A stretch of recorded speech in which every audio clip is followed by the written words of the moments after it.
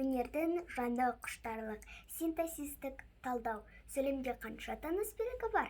Сөйлемде 2 тыныс белгі бар. Олар қандай тыныс белгілер? Олар нүкте және сызықша. Нүкте неге қойылып тұр? Нүктенің қойылу себебі ойда аяқтап сөйлемді тиянақтап тұр. Сызықша неге қойылып тұр? Сызықшаның қойылу себебі. Бастаушымыз тәуелдік тұлғалы зат есіммен, баяндаушымыз атау тұлғалы зат есіммен болғандықтан бастауыштан кейін сызықша қойылып тұр. Айтылу сөзімен мазмұнына қарай қандай сөйлем? Айтылу сөзімен мазмұнына қарай хабарлы сөйлем. Неге? Себебі ой баянда жеткізіліп тұр. Хабарлы сөйлемде ой қалай жеткізіледі? Хабарлы сөйлемде ой хабарлай, суретте, баянда жеткізіледі. Хабарлы сөйлемде сөйлемнің қандай түрін айтамыз? Хабарлы сөйлем дегеніміз айтылу мақсаты хабарлау, суреттеу, баяндауды білдіретін сөйлемнің түрі. Хабарлы сөйлем интонациялық жағынан қалай айтылады? Хабарлы сөйлем интонациялық жағынан көтеріңкі басталып бәсеңдеп бітеді. Сөйлем санды жазуда қандай тыныс белгі қойылады? Сөйлем санды жазуда нүкте қойылады. Құрылысына қарай қандай сөйлем? Құрылысына қарай жай сөйлем. Неге? Себебі бірнеше сөзден құралып келіп, тиянақты бір ғана ойды білдіріп тұр. Жай сөйлем деп сөйлемнің қандай түрін айтамыз? Жай сөйлем дегеніміз бір ғана ойды білдіріп, бір ғана интонациямен айтылатын сөйлемнің түрі. Жай сөйлем түрлері қандай? Жай сөйлем түрлері атаулы, жалаң, жайылма, толымды, толымсыз, жақты, жақсыз. Жай сөйлем түрлерін қалай анықтаймыз? Жай сөйлем түрлерін анықтау үшін сөйлемдегі сөздерді сөйлем мүшелеріне қарай талдаймыз. Ол үшін не істейміз? Ол үшін ең алдымен сөйлемнің баяндаушын табамыз. Неге? Себебі баяндаушысыз сөйлем болмайды. Баяндаушының орны шартты түрде тұрақты. Ендеше сөйлемнің баяндаушын табайық. Өнердің жаны не? Құштарлық. Дара зат есімді атау тұлғалы баяндауыш. Неге дара баяндауыш болып тұр? Себебі бір ғана сөзден болған баяндауыш. Баяндауыш деп сөйлемнің қандай түрлі мүшесін айтамыз? Баяндауыш дегеніміз сөйлемге жүктеліп келіп, бастауыштың қимылын, іс-әрекетін, кім екенін білдіріп, онымен жақ-жағына кейде жекеше көпше түрде қиыса байланысып қолданылатын түрлі мүше. Баяндауыш негізгі сұрақтары қандай? Баяндауыш негізгі сұрақтары не істеді, не қылды, кімім, несі, не қылған, тағы басқалары. Баяндауыш құрамына қарай нешеге бөлінеді? Баяндауыш құрамына қарай дара, күрделі және бірыңғай болып бөлінеді.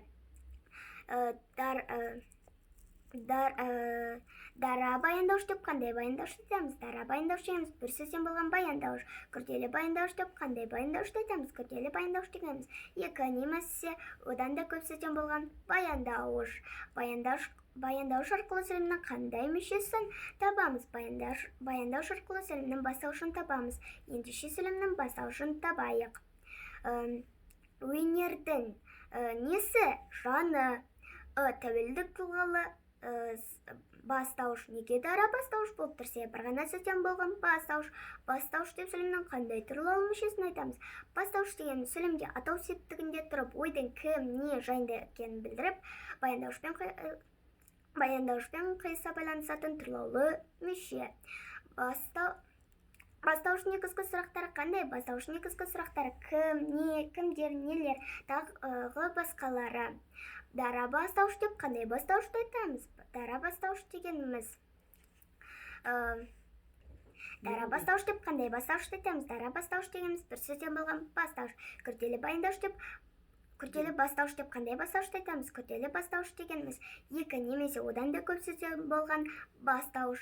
Бастауыш пен баяндаушты қатыстыра отырып сөйлемнің қандай мүшелерін табамыз? Бастауыш пен баяндаушты қатыстыра отырып сөйлемнің түрлаусыз мүшелерін табамыз. Түрлаусыз мүше деп сөйлемнің қандай мүшелерін айтамыз? Түрлаусыз мүше дегеніміз өзі байланысқа түскен түрлаулы басқа мүшелерді анықтап, толықтап, пысықтап тұратын сөздер. Жай сөйлем түрлеріне қарай қандай сөйлем? Жайылма сөйлем. Неге?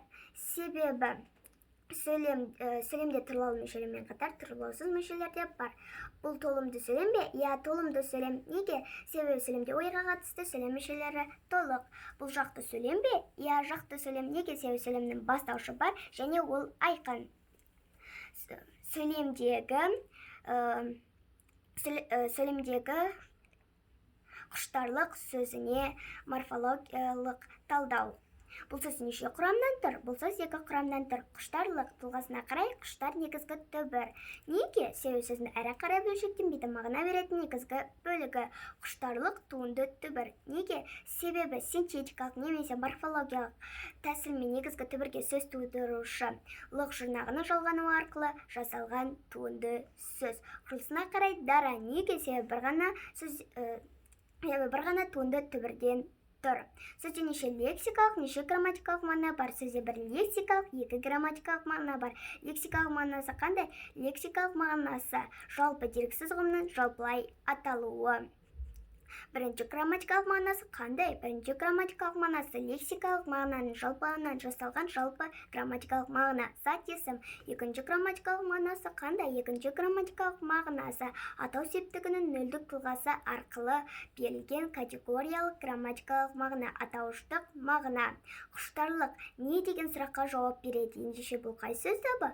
Бұл зат есім. Зат есім деп қандай сөз табын айтамыз? Зат есім дегеніміз кім, не, кімдер, нелер тағы басқа сұрақтар жауап беріп, затты, нәрсенің, құбылыстың, деректі, жартылай деректі, дерексіз ұғымның жалпылай аталуы.